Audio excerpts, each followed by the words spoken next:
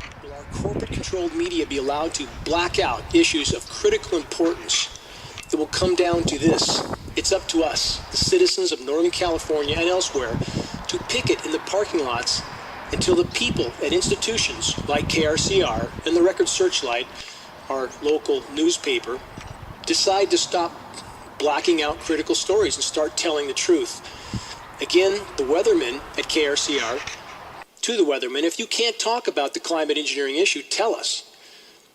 If that's not the case, why would you continue to avoid addressing this issue in any way, shape, or form, no matter how high the community concern grows?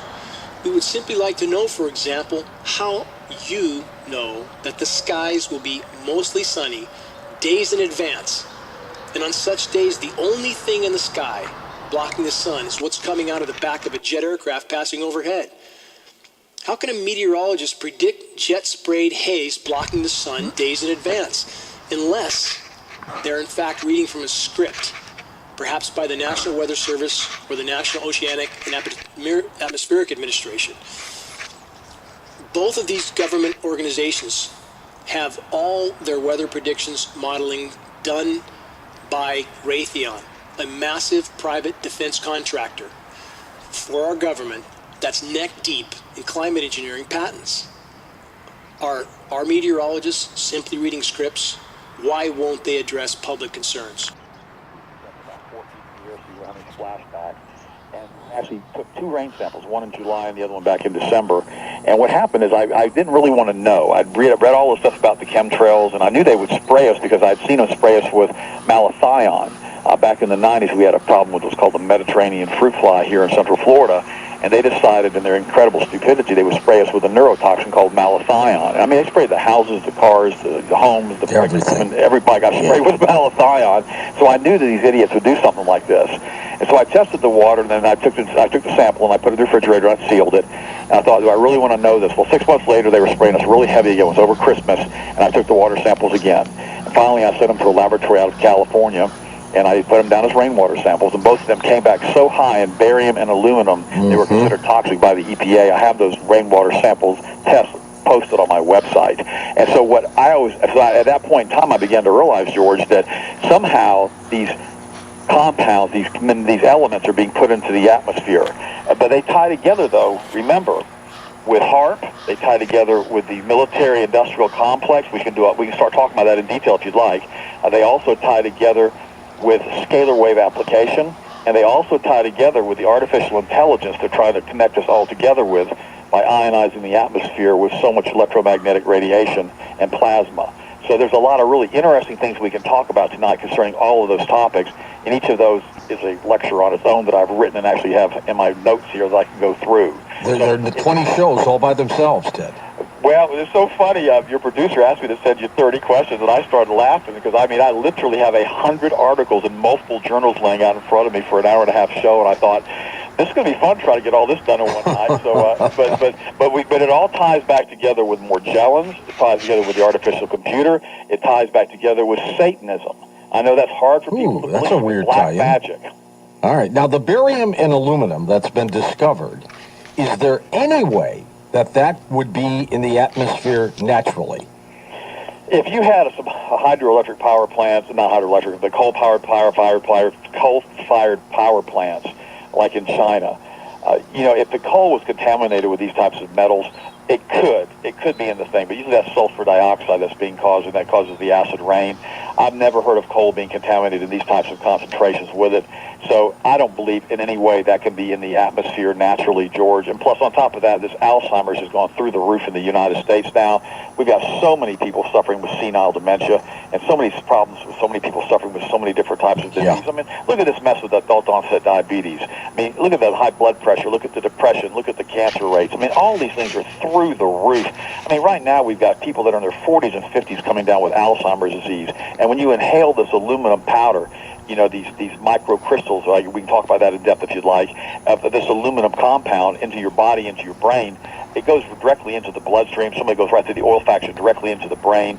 And so it's a really quick way to give yourself Alzheimer's disease. So there are some things you can do, and also we're being sprayed with biologicals, which I believe are creating the Morgellons compound that we have in our body. This cross-domain species of fungus, plant, and insect is what it is. It's a cross-domain species when you finally analyze it. And we can go into detail on how that's formed. So there's so much stuff. Wherever you want to go with us, we can go tonight. The spraying is being done for what purposes? To dumb us down, to manipulate the weather? What are they trying to do? Well, what happens is this. The spraying is being done for a variety of different types of things. What they're primarily doing, they initially started off with the spraying, and they were doing it primarily from a military standpoint.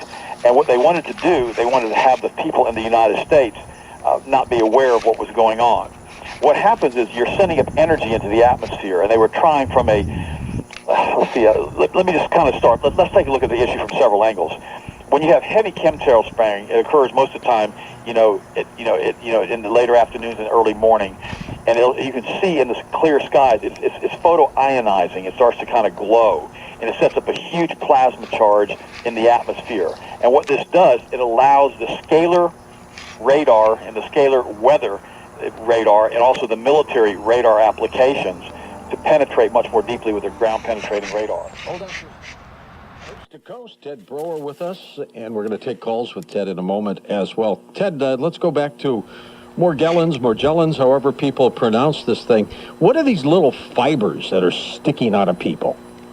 Well, they're a cross-domain species. It's an insect combined with a plant combined with a fungus. It's a very complicated technology and how they did this.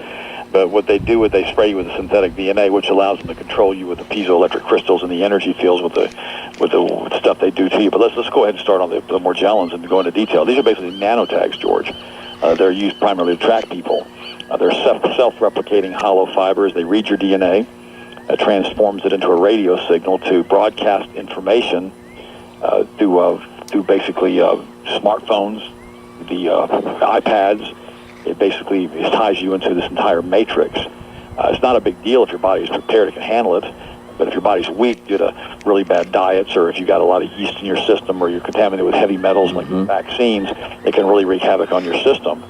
And the way they make it work is as an antenna. They're using the HARP technology as a source, the antenna systems around the planet, including the Doppler radar systems, the sea-based radar domes, the Gwen towers, the cell towers. They use the compounds aluminum, barium, and strontium. This is part of the military and intelligence community. They've done this together. Number one, they use piezoelectric crystal spraying and absorb it into your system, through the chemtrails. That allows you to shift frequency by converting microwave and biodigestible light. This sends light into the DNA, reading it out into the DNA of the body. This is processed by the Morgellons antenna, and it's processed by the intelligence community to read our state of mind. It can also insert the energy through HARP or the antenna fields or the Gwen towers to control our minds. The information is connected to quantum computers. This is the artificial intelligence that I talked about earlier, which can be used to insert neuro-linguistic programming. So it makes you have a very angry, like remember a couple of months ago they had this massive riot.